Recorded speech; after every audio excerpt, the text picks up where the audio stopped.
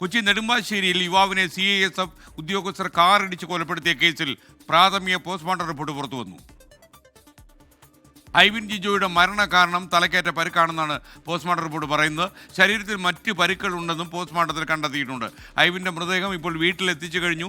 ഈ വീട്ടിൽ നിന്ന് ആൻമരിയ സണ്ണി നമുക്കൊപ്പം ചേരുകയാണ്. ആൻമരിയ, ശരിക്കും ഒരു നാടിനെ മുഴുവൻ അമ്പരപ്പിച്ചുകൊണ്ടാണല്ലോ ഈ നഗ്നമായ കൊലപാതകം നടന്നത്. ചെറിയൊരു അഭിപ്രായ വ്യത്യാസത്തിൻ്റെ പേരിലാണ് ഈ മർഡർ നടത്തിയത് എന്നാണ് ഇപ്പോൾ ലഭിക്കുന്ന വിവരം. കൂടുതൽ വിവരങ്ങൾ, അവിടുത്തെ അന്തരീക്ഷം എങ്ങനെയാണ്?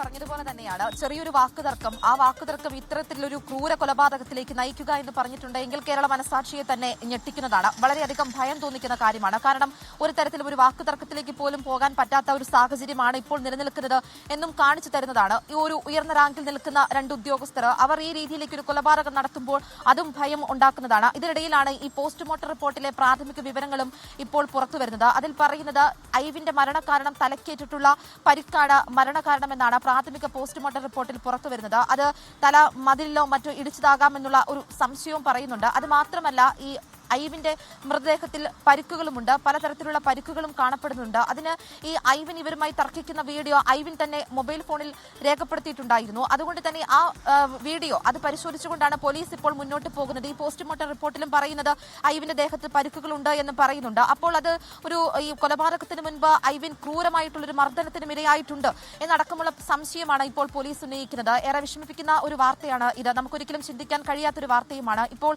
ഐവിന്റെ മൃതദേഹം ഈ തുറവൂരുള്ള ഐവിന്റെ വീട്ടിലേക്ക് എത്തിച്ചിട്ടുണ്ട്. നമ്മളെ ഏറെ സങ്കടപ്പെടുത്തുന്ന വാർത്തയാണ്. ഏറെ സങ്കടപ്പെടുത്തുന്ന ദൃശ്യങ്ങളുമാണ് ഈ വീട്ടിൽ നിന്ന് നമുക്ക് കാണാനായിട്ട് സാധിക്കുന്നത്. ആ അമ്മയുടെ കരച്ചിൽ ഒരു നാടിന്റെ മുഴുവൻ തേങ്ങലായി മാറിക്കൊണ്ടിരിക്കുകയാണ്. ഈ നാട് മുഴുവനും ഐവിന്റെ ഈ കൊലപാതകവുമായി ബന്ധപ്പെട്ട് അവർക്കെതിരെ നടപടിയെടുക്കുന്നതുമായി ബന്ധപ്പെട്ട് ആ കുടുംബത്തോടൊപ്പം ചേർന്ന് നിൽക്കുന്ന ഒരു കാഴ്ചയും നമുക്ക് ആ വീട്ടിൽ നിന്നും കാണാനായിട്ട് സാധിക്കുന്നുണ്ട്.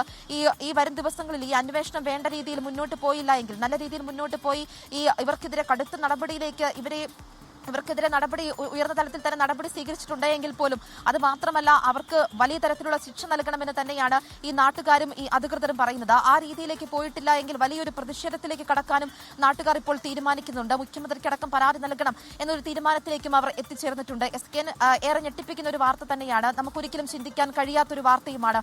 SKN. ഓക്കെ, ആൻമരിയ സണ്ണിയാണ് വിവരങ്ങൾ നൽകിയത്. കൊച്ചിയിലെ CISF ഉദ്യോഗസ്ഥന്മാർ കാറിടിച്ച് കൊലപ്പെടുത്തിയ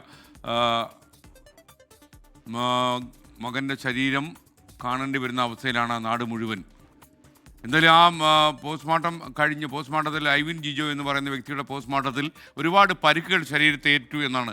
വിധിയിലങ്ങണം ചേർത്ത് വെച്ച് ഇടിച്ചതാണോ എന്നറിയില്ല. എന്തായാലും ഒരു ചെറിയ പ്രശ്നത്തിൻ്റെ പേരിൽ ഒരാളെ കൊലപ്പെടുത്താൻ ഈ രണ്ട് ജീവനക്കാർ, അതും CISF, നമുക്കുടെ സംരക്ഷണം, നമ്മുടെ സ്വത്തിന്, നമുക്ക് വ്യക്തിക്ക് എല്ലാ സംരക്ഷണവും ഏർപ്പെടുത്തേണ്ട CISF ജീവനക്കാരാണ് ഇത് ചെയ്തത് എന്നറിയുമ്പോഴാണ് നമുക്ക് ഏറ്റവും ക്ഷോഭം മനസ്സിൽ വരുന്നത്.